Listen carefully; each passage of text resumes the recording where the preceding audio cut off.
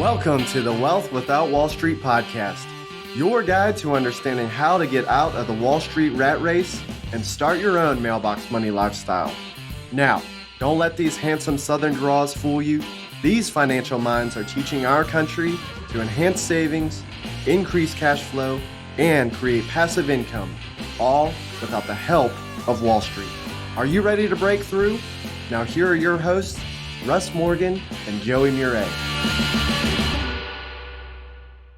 Welcome. This is the Wealth Without Wall Street podcast. Your host, Joey, the Italian Stallion McCrea, joined as always by Russ, the idea guy, Morgan. All right, Russ, where are you headed to this weekend? I'm headed to the lake, bro.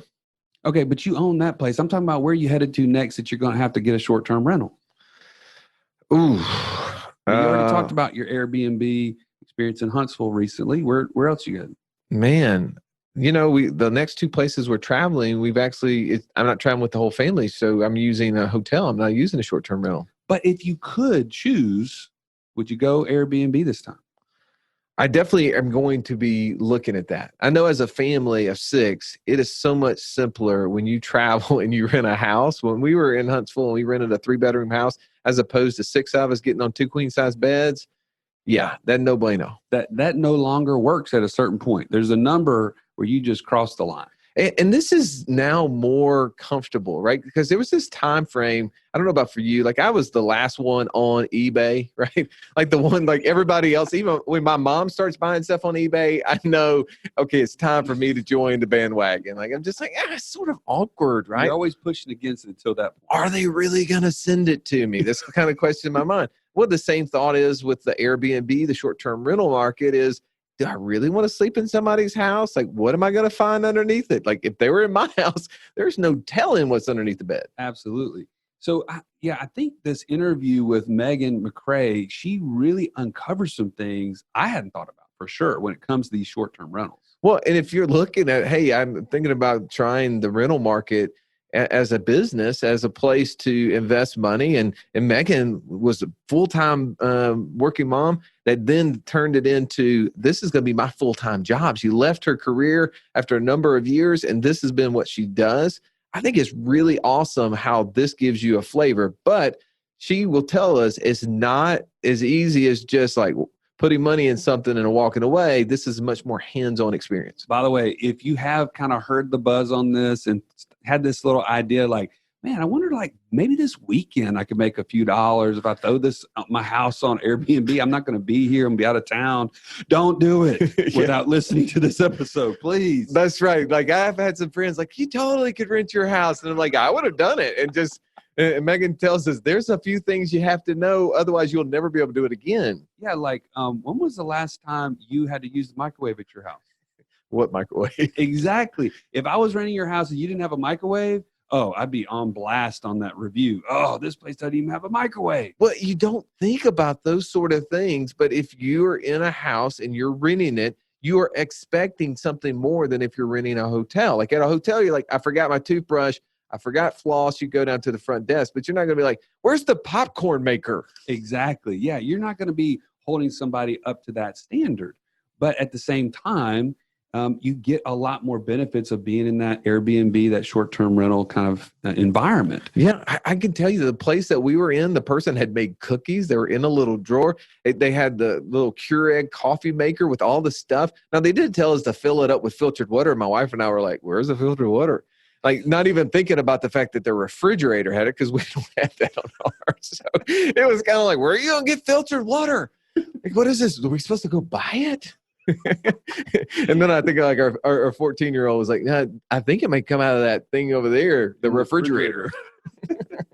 All right. So if you've been thinking about passive income as it relates to the short-term rental market, maybe even your own house or others that you may be looking to buy, you're going to get some really, really good nuggets from today's interview with Megan McCrea. Let's go ahead and jump right in. Have you been listening to our podcast and wondering, am I the only person that knows about infinite banking? Or what about the 5 pillars of Wealth Without Wall Street? How can I learn more? Now is your chance. You can join the community that is learning this across the country. Go to community.wealthwithoutwallstreet.com where you can access Q&As with all our podcast guests and live group coaching with some of the top experts from across the nation. And yes, I'm throwing in the Stallion and I in that. Community.wealthwithoutwallstreet.com. Sign up. Welcome into the show. Today we have Megan McCrea in studio. Thank you for joining us. Thank you for having me. It's fun to kind of talk about a subject matter that we have not gone into on the show. Megan, as you know, we have 5 pillars, and real estate is a big part of that. And we've kind of covered almost every angle of real estate, but not the Airbnb side. So I want to know a little bit more about Airbnb. I want to know kind of how you got into this space. And hopefully at the end of this, Joey and I will become experts. We'll get out our air mattresses and start making breakfast. I think that sounds great. That's how it works. And I'll sign up to be your first guest just to make you feel good about it too. How's that? All right, perfect. We have not talked about price, but yes, we were glad. Right. Tell Awesome. us a little bit about you, Megan. How did you get into this space, Absolutely. and what do people need to know about Airbnb? Sure. Well, my background is definitely not in short-term rentals. It's certainly not in real estate.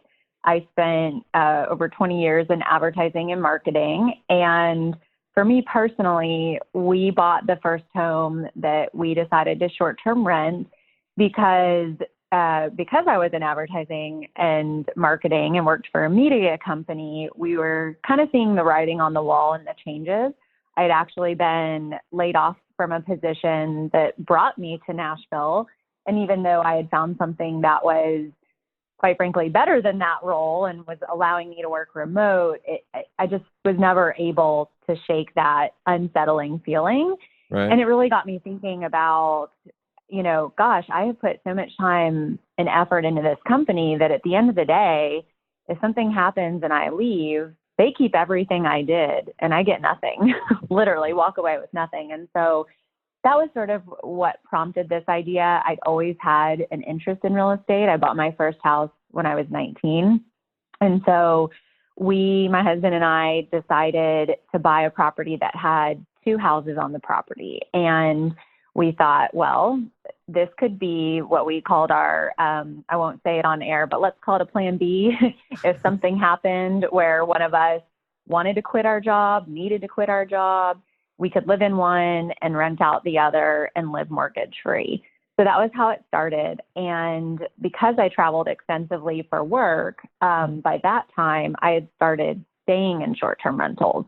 And, I was going to places like Australia and Germany and Mexico and Canada. So I would be there for up to 2 months, and you just really get sick of the hotel life. And I started meeting these other hosts and everything like that. And I said, well, why don't we do this? I love entertaining people. I love decorating. It can kind of be a hobby. And hey, if it pays the mortgage, I will be really thrilled with that. And in 20 years, or when we need it for a backup plan, here we go. So that was how it started for me. I always try to say, and I know we don't know each other that well, but I always try to say, don't immediately get in the stigma of calling this an Airbnb. I did it at first. It's definitely something that most people do, but Airbnb is a marketing and advertising platform that connects the owner of a property or the host to a guest. It is one of many. And while it certainly came around and made it cool, vacation rentals have actually been around for a really long time, right? So I think that, and I grew up in Florida, so I that's what I grew up with. That's all I know. So a lot of people definitely have that misconception that this is an Airbnb. Really, it's your home that you're renting on a short-term basis, and there's a lot of different ways that you can do that. So let's talk about that, because again, I think just not knowing much about that space, I've heard of like VRBO. That's a very common name that was out there. What are other short-term rental spaces? So if I'm looking, and I just started doing this myself, I started looking and doing the short-term rental when we travel around. My daughter is a swimmer, and for 6 people to try to get into a hotel room with 2 queen beds, it doesn't work. And then most hotels are not set up to have multiple, like rooms in them. You have to suites. Yeah, you have to rent 2 rooms. And and that's not really efficient. And so I started looking at the short-term rental space, but I didn't even know all the places I could go. So give us a little background to that. Absolutely. So certainly Airbnb is one of those. VRBO and HomeAway and Expedia, it's all owned by Expedia. So you can find vacation rentals on either of those sites. So vrbo.com, homeaway.com, or expedia.com. Another big one that is actually the biggest one, a lot of people don't realize, is booking.com. They have probably the biggest global footprint because they've been around in Europe for much longer and are really working to expand in the US. And then you have a lot of different niche sites. So for instance, there's Fab Stays that support the gay lesbian community and hosts who are supportive of that. You have Bring Fido, where people who want to travel with their dogs. So there's certainly, we're starting to see a fragment, I think, in that space. I mean, a lot of them have existed, but again, Airbnb kind of came along and made it cool, just like MySpace came along and made social media cool. And then everybody started to do their own thing. This is the Airbnb of family or dog travel or, whatever, horse travel. I mean, there's even horse travel sites too. Wow.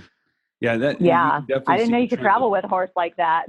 Do they have one for girl travel? That's what Joey needs. Yeah. I have 5 girl girls. travel. So I'll have to check on that. I our own can't think of niche. that right now, but I'm sure there is. Please don't go research that. Do not Google girl travel because who knows what comes up in that research. Right. So Megan, thank you for sharing those other sites because that helps us kind of expand our understanding of the space. But let me back up 1 second. So you mentioned your background is in marketing and advertising, things like that, and that you were in that space. Then you started this as like a side hustle, if I'm understanding correctly, right, or almost like a plan B, like you mentioned. How has that progressed now? Because that was how many years ago? That was 3 years ago in June. Wow. Okay. And so from that point to today, how does that progress for you from the first purchase? Yeah. So it started as a hobby. It was just something we enjoyed. And all of a sudden we had money coming in that we just weren't expecting to have. And both my husband and I work full time. So that income was not something that we needed or relied on.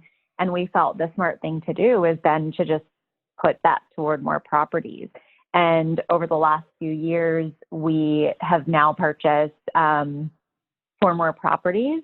So we have 5 traditional short-term rentals now. 3 years later, we just closed on our last one about a month ago. And we have what we call an extended stay. So legally here in Nashville, it's a short-term rental if it's 30 days or less. So the extended stay is a furnished rental that we rent for 31 to 90 days at a time. So in total, we have, 6 kind of in that family of rentals, if you will.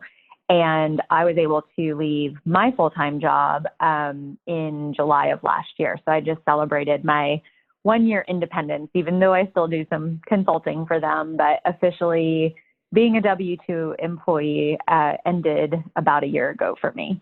Wow. Nice. So when you guys are shooting off fireworks, people are thinking, "Oh, 4th of July, Independence Day," and you're like, "No, I got something." Right. That's exactly right. Totally unintentional, but it did work out well. So tell me, kind of what is the goal there? So you're at 6 now. What's the plan? Where are you guys going with that?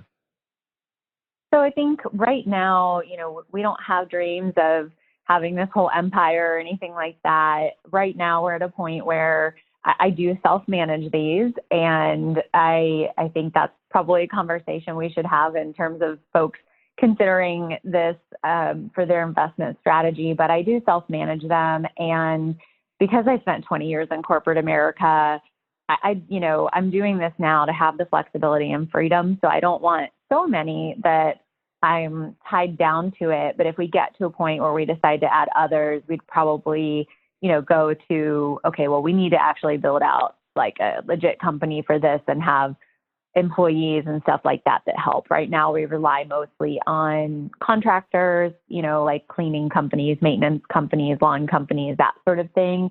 But I still have to touch everything. And 6 is going to be the max. I think that I can manage and still have a little bit of a life.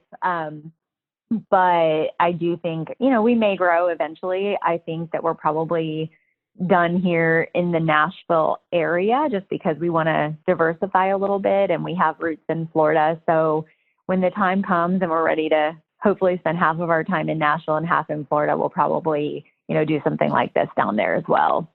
Well, I do think you brought up a great point that a lot of people are looking for the more passive type of investing. And I went and rented a place in Huntsville not too long ago on a swim meet, and I met the owners. And the reason I met them is that we forgot something in the house, and they were so kind to text me back and say, "Hey, by the way, we're cleaning the house, and we saw this little recorder." Right. And it was my daughter's, and it was awesome. Well, that was a huge win there, just because at a hotel that would have never happened. Yeah. One, they probably wouldn't have Right. been able to find my information that quickly. And then when I said, "Well, do I meet you back at the house?" They're like, "Yeah, we live across the street." I was like, "Oh, okay, perfect." And so I kind of had a little Right. conversation with them, and that was the discussion. I said, "Man, tell me about this. Is this, we work with a lot of entrepreneurs trying to become passive in their time and looking for, different passive income streams." And they said, "Well, this isn't really passive. I mean, we're doing things." And that makes sense that, like you said, there's a limit if you're going to kind of self-manage this, that you're going to run into how much of that can you go do. So, all right, I want to kind of dig deep into this because this is kind of a fun topic since we haven't explored it. Talk more to those kind of, when you were getting this going, there were some things that you ran into that you learned early on that now we've kind of talked it. You've got friends that are doing this, that you're kind of helping them kind of teach them different things. What are some of those obstacles and lessons learned early on that could really benefit somebody who wants to get into this space? For sure. Well, I think a lot of it is, spending a little more upfront to save yourself some time in the long run. Little things like I never thought to have multiple sets of linens, right? My cleaner would go over, and even though I've never done the cleaning myself, she'd be there for a minimum of 4 hours because she had to wait to wash all of the linens and make the bed. And something as simple as you need to buy 3 sets. So you've got one on the bed, one in the wash, and one as a backup for the time that it inevitably will become stained and you have somebody coming in 3 hours, right? Right. That's one of it. And then, I think a lot of times people go, I don't know how this is going to work. So let me just put the bare minimum in here and see how that goes. Right. And what ends up happening then is that shows up in reviews, right? And reviews in this industry will make or break you. And yeah, especially now, right? I mean, when I started this even 3 years ago, I was fortunate that somebody would say, "Hey, I don't see a wine opener," and I'd get one over there, right? Myself or my cleaner or somebody would get it over there. But now, because short-term rentals have become more commonplace, the majority of people had stayed in them. They've had great experiences. Their expectations are even higher, right? So I don't think that some of the things I got away with even 3 years ago, or the folks who have been in this longer, I don't think they could get away with them today, right? I had to run a sponge over to a guest on Friday, last Friday, because the dish brush and the washcloth weren't enough, right?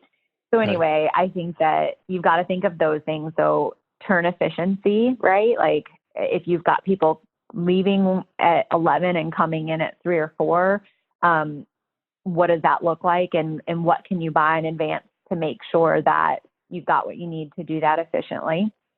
And I think the other piece of that would just be making sure you have the right amenities to cater to the audience that you want. So I know this sounds like such a no-brainer, but a lot of people try to save money by not having like Wi-Fi or something like that. And if you do a search, just using Airbnb as an example, I do this regularly just to see what's out there and what's going on in the market.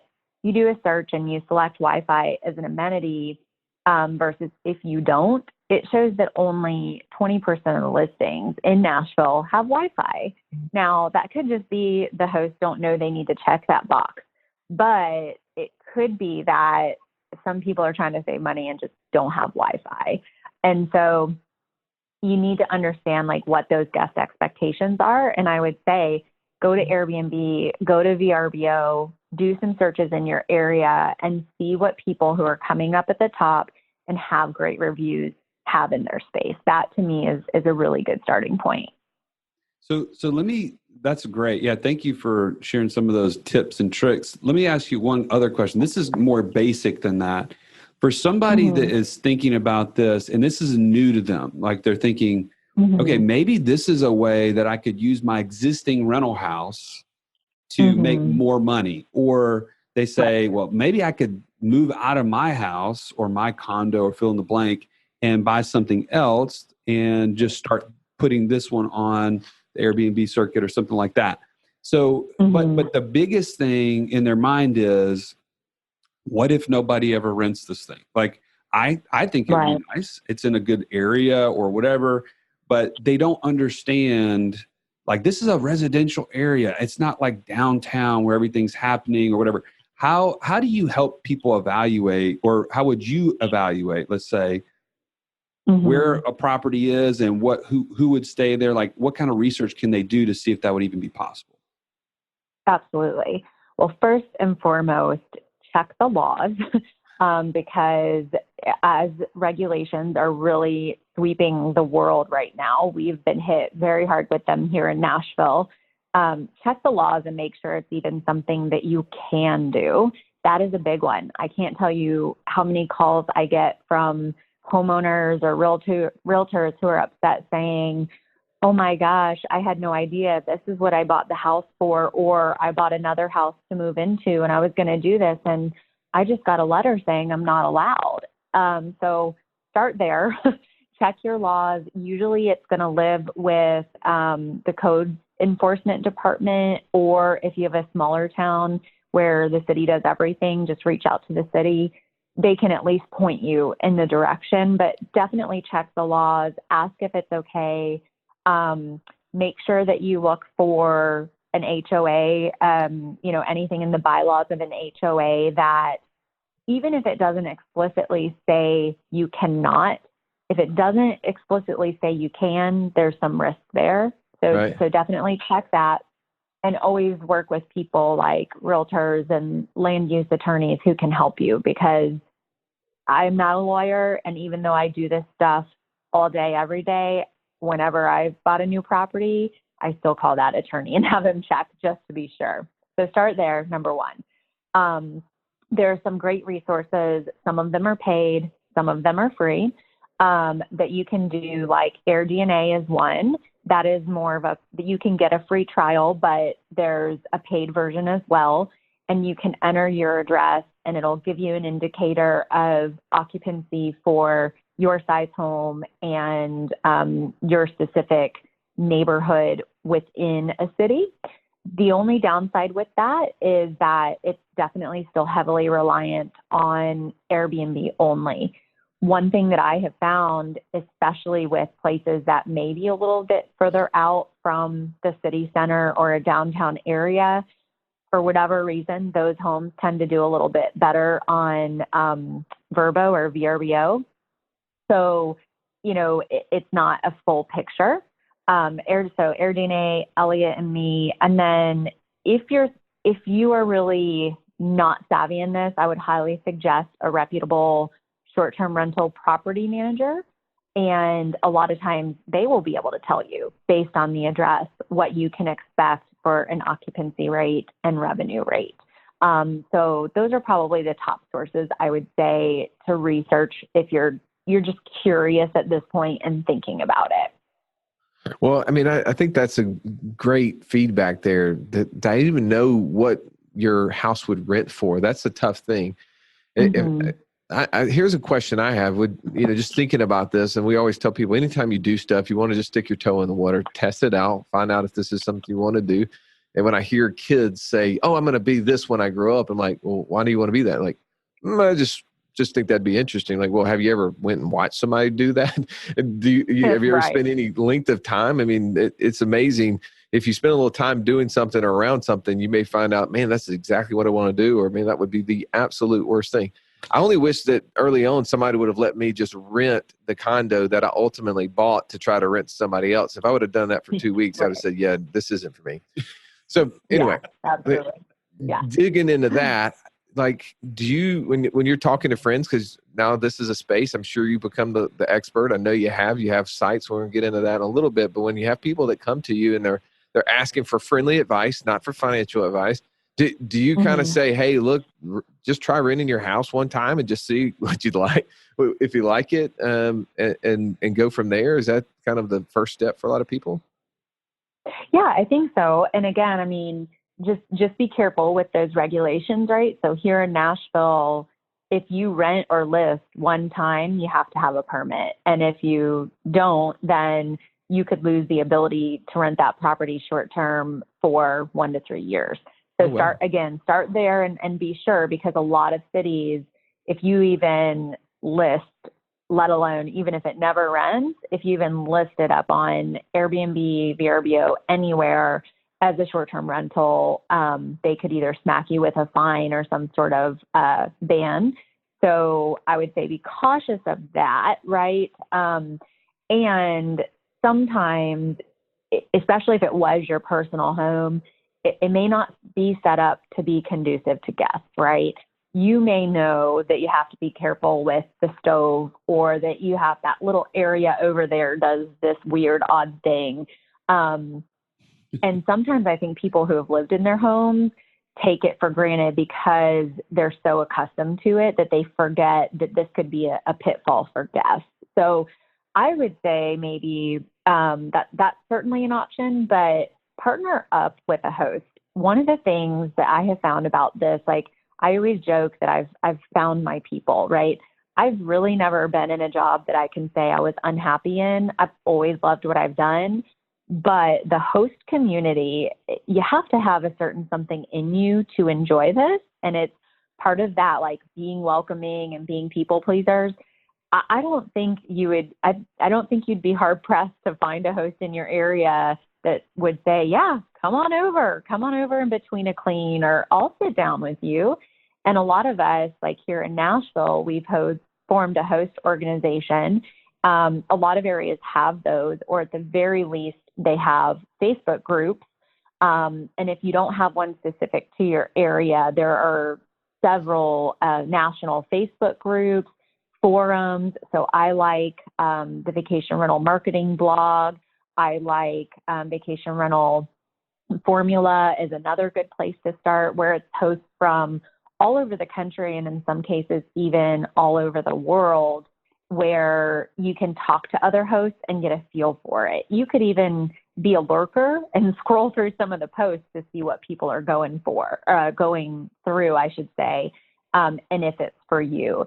And you may say, hey, I really still love the idea of this, but I definitely don't want those 1 a.m. calls because the lock stopped working or they need a sponge. So I'm going to go for this, but I'm going to have a property manager. So that might be some other good places to start. How much expense is there to getting started in this? That's the question I'm thinking of. I'm getting into this, like, because obviously if I know the expense outlay, like you mentioned the word permit, I'm glad you said that, because, somebody said, man, Bruce, you got to rent you guys' house out during the Regions Classic that happens here in Birmingham. We're close to this golf course. I'm sure there'd be golfers and their caddies would love to come stay at you guys' place. And I was like, oh, that's an interesting concept. I would have never thought about the permit part. So when you kind of start adding in permits and other things that need to happen, like, what sort of expense outlay are you looking at just to get going? For sure. Yeah, I mean, it certainly varies by area and by the size of the home, and if you already have some things that you might be able to put in there. So, here in Nashville, the permits are just over $300 a year now.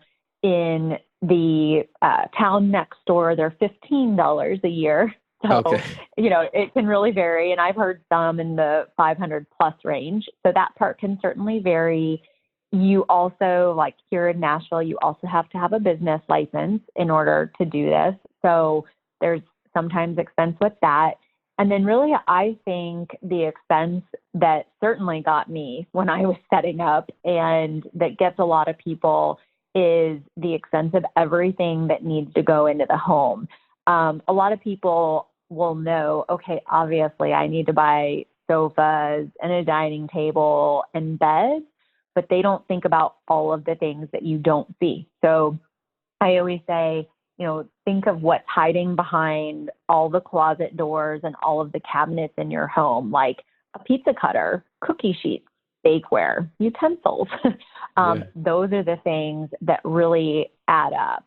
And those are the things that tend to shock people. As a general rule of thumb, I say it usually costs about $3,000 to $5,000 per room or area of the home in furnishing and stock to get going. And an area might be a living room, a bedroom, a kitchen, a dining.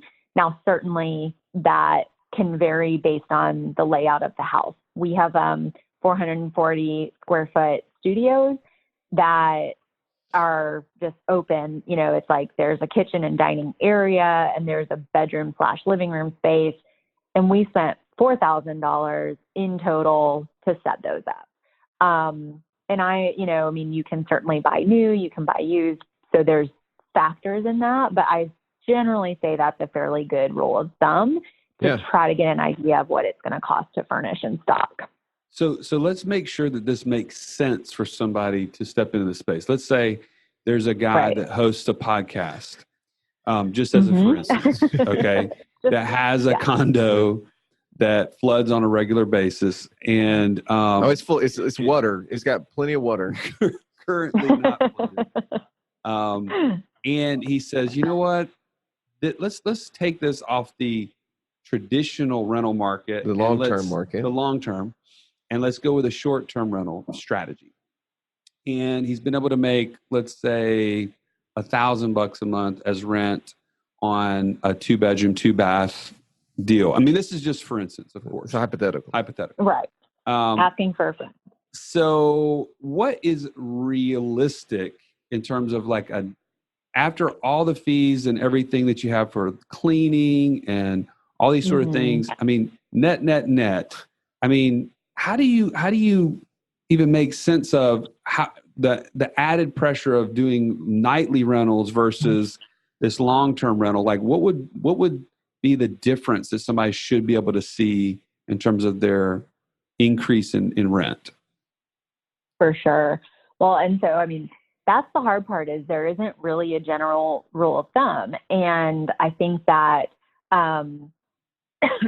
all of those expenses that you mentioned, people see gross revenue numbers and go, wow, I'm going to make 2 to 3 times what I make as a long-term rental. But they don't realize the cleaning costs, the replacement costs, right? Your rug's going to get stained. Your pillows are going to get ruined. Like, you're going to have to replace those things as they come through. So one of the places I send people that I really love is a website called Vrolio, so Vrolio, and they have a calculator that lists all of these, costs that go into a short-term rental. And what you can do there is you can enter your front-end costs. So that would be certainly the cost of the home, and then it would be the cost of furnishings, stock, that sort of thing. Then you can go in and enter all of your monthly expenses.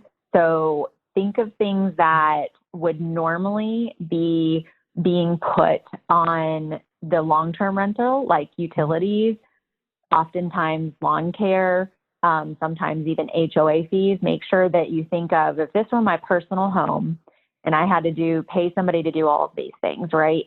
She's got a really thorough list, so you probably don't have to think of much, but just make sure you include it, and it'll help calculate what that looks like for you. So that is what I usually suggest folks do, because, hey, if you get a good deal on the price of a home, right, like you're going to cash flow short or long term. But if you pay too much for a home, whether it's long term or short term, you might go negative. So use that calculator. I would encourage everyone to go there as a starting point, because you can enter real numbers for your property. Oh, wow. That's huge. That's such a great tool there. Thank you, Megan. I mean, this interview, you're providing so much feedback and so much information. And this helps me think of all of these things that I would have put on the plate. Because like you just said, power. I mean, that's just one of those things you wouldn't have thought about the utilities, because in a normal rental, that's offloaded to the renter themselves. Right. But if you're going to be owning it, it's not like I ever pay the power bill when I stay at someone's house, right? Right. I'm trying to get people just to pay the gas for the boats down at my lake house. I need to start offering up the power bill for them. Just, hey, by the way, just knock that out while you guys are here. Okay. Yeah. I love this. This is awesome. So when you obviously have done some evaluation, and I know the marketplace is, the area, the demand, that's going to help in those prices. Right. Are you seeing though percentages? Obviously dollars are hard to come up with, but are you seeing percentages benefits between the short-term rental space versus the long-term? And I know it can vary, but what I'm sure you're tracking trends in your own spaces because you could have gone and you could take any of your rentals and put them on the long-term market if you wanted. What are those percentages differences that you're seeing? Yeah. So I tend to hate sharing mine because I have to be honest, if I had to buy today, I would never reach those. I bought at a really good time in some areas that were transitional at the time that are now, some of the hottest neighborhoods in Nashville. So that is my caveat. But we are seeing returns in, like on a monthly basis, we're pretty much overall running at about a 50% margin from gross to net. Our cash flows are in the 20s to 30%. So again, I hate saying that because do not expect that. If I had to buy today, I would honestly have to consider if I would probably still do it because I love doing this. But if I were looking at it purely from a financial perspective, I don't know that it would make sense. And I also, one thing that I don't factor in, right, is the value on my time. Now, if I factored that in, I don't know how the financials would look, right? Yeah, but I'm not paying myself a, percentage or anything like that. It's just, hey, the money we get out of this is our money, right? So I would be cautious of that. I would say that, again, very situational, but you're looking for something around like a 5 to 10% cash flow. And that's where you have to really understand, is it worth it? And you have to kind of really like doing this, or have somebody doing it for you to make that determination. So that was going to be a question I had as you brought this up a number of times. As the host, you feel like are just this sort of person that enjoys the process. So let's say that someone is not necessarily in that camp, but because they're so busy with their business or whatever, they just can't even fathom being on call for somebody that needs a sponge at your rental. So is there opportunity for people to use the Airbnb space? Short-term rental space, buddy. Come on. Excuse me. I'm sorry. Short-term rental space. Correct me. Are there opportunities for people to do this as more of an investment vehicle that is not requiring as much time and as much kind of So access? Are you basically saying at what level do you have to scale to where you could pay somebody that would do it for you? Or even if you could start out that way? Because I know there's enough people that are clients of ours that, that we're working with, that they're so busy, they would not even fathom this if it required their time at that level. So are there other options for them to get started with this that wouldn't require all their time? Absolutely. Yeah. I mean, so there are property management companies who specialize in short-term rentals, and the fee structure for that, I can tell you, varies greatly by market. If you're in a more traditional vacation rental market, like Florida, for instance, you can often pay fees of like 35%. Here in Nashville, the fee structures typically range anywhere from 20 to 28%. I've seen certainly some lower and some higher, but I would say that's the average. But again, I think of it and I go, man, sometimes maybe it would be worth that, right? I don't do it for cost savings. I like I said, I do it because I enjoy it. But I would absolutely reach out to a short-term rental property manager in your area also lots of regulations around this that people don't realize. So for instance, here in Tennessee, anywhere in the state, if somebody's going to help you manage that, that means any guest interaction, financial transactions, they have to have what's called a VLS license. And so if they don't, and you hire somebody who doesn't have that, that could result in fines for them and lost bookings for you, because anything they booked, you'd have to cancel.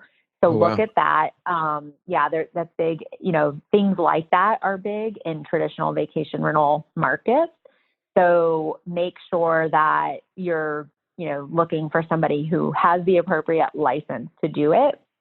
But I will tell you that it would be, even if you are undecided, that might be the direction to go, would be to hire a reputable property manager, because one little mistake and one bad review can literally kill your rentals overnight. And so sometimes it's better to start off with that at the very least, so that you know that everything's going smoothly. If you then decide, hey, I want to stick with this, or I'm at a different place in my life where I do have more time, or, that's fine. But absolutely, so many people do this and hire a property manager.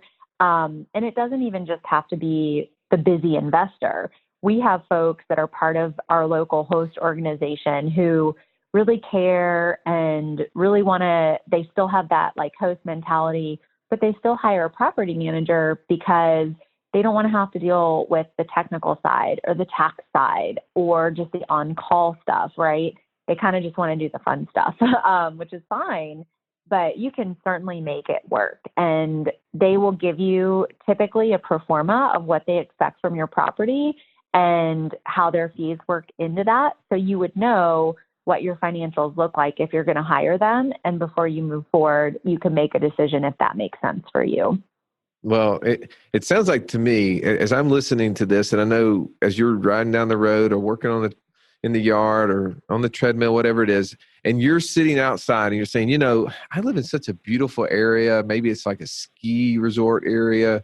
Maybe you're looking out at the ocean and you're Hawaii and you're going, man, I don't know if I really want to rent my house. And I don't know what all the things I don't have in it is. I want you to just know right now, I'm willing for a price, if you will pay me to come. I will come and I will rent your house out for a week, and I will tell you all the things that it needs, and be willing to help you see if this is an area or space you want to get in. What a servant, I mean, especially in Hawaii. I'm just thinking, it's one of those areas, it's ski area, Hawaii. I mean, if you live in a small town in the middle of the country somewhere, I'll send you Joey's family. Test it out. How did I get that? I don't understand. I can see your 5 girls figuring out what is needed in a house in a hurry. In a hurry, absolutely. So first of all, Megan, this has been fantastic. I think what I have learned from this is that there's like an iceberg when it comes to short-term rentals. Like I felt like I knew, a little bit going into this, and you just really revealed that I know nothing. There's a lot under the surface. There's a ton below the surface that I'm sure listeners are like, man, Joey and Russ, you guys missed some great opportunities. There's some questions in there that we want to know. And gratefully, you have agreed to be in our community and to do our live Q&A, as many of our guests are doing.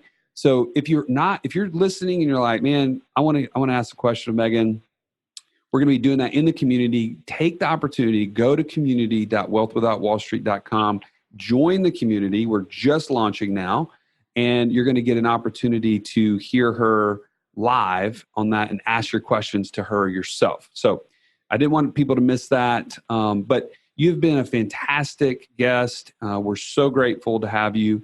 And any way people want to engage with you outside of the community, let's say, how can they get in touch with you? What are some ways that they can engage with you? Absolutely. Well, thank you. You guys have been fantastic hosts as well. So there's a couple of different things. I've got my hands in a lot of things with short-term rentals, but if you're in Nashville, our local host organization is NASTRA, so NASTRA, and you can find us at nastra.org. that's a great place to start for things around local laws and just educating yourself. And then you can also join there to be a member and have access to our local host community. My homes, if you're looking to stay in Nashville, would be Nashville Vacation Homes, and our website is staynashvillevacationhomes.com. And then I do have a furnishing and design company called The Hospitality Creator, which is just thehospitalitycreator.com. And then if you're looking like nationally, maybe you think, I don't know if I have hosts in my community. I'm also a community advocate for another not-for-profit related to hosts, which is Rent Responsibly, or rentresponsibly.org. And that's a great place to start if you're researching what local restrictions or laws may be, or if you're just looking to say, hey, I'm in Virginia Beach or whatever, you can kind of go on and post and say, this is where I'm at. Is anybody from that area here, or do you know anybody? And 9 out of 10 times we'll be able to find somebody and connect you. Well, so cool. Please take advantage of all those things that Megan just shared with us. We're going to make sure we put all the different links in the show notes. So if you want to go back and go to look at some of those sites where you can see, some of the things that you need to know before you rent your house, and also figure it out, is this a good idea for you? Totally encourage you to go down that space. And if you're in Nashville, definitely look up Stay Vacation Nashville? Say that one more time for me. It's staynashvillevacationhomes.com. It's sort of a mouthful. We're working on getting our domain that we want. That's a mouthful, but we will get it in the show notes so that way you can make sure you participate in that. Thank you again so much. And everybody, as you're listening and you're trying to find ways to create time freedom, you want to follow Megan's example where she was able to quit her job in the pursuit of something that she was passionate in. It always goes back to investing in yourself, our 5 pillars. And number one in that is investing in yourself, because you are your greatest asset. Thank you again, Megan, so much for showing us as an example of how you can do this in the short rental space. Great. Thank you for having me. This has been the Wealth Without Wall Street podcast. Don't forget to subscribe to the show to break free of the Wall Street mindset and begin building wealth on your own terms in places you understand, so that your wealth will never run dry. See you next episode.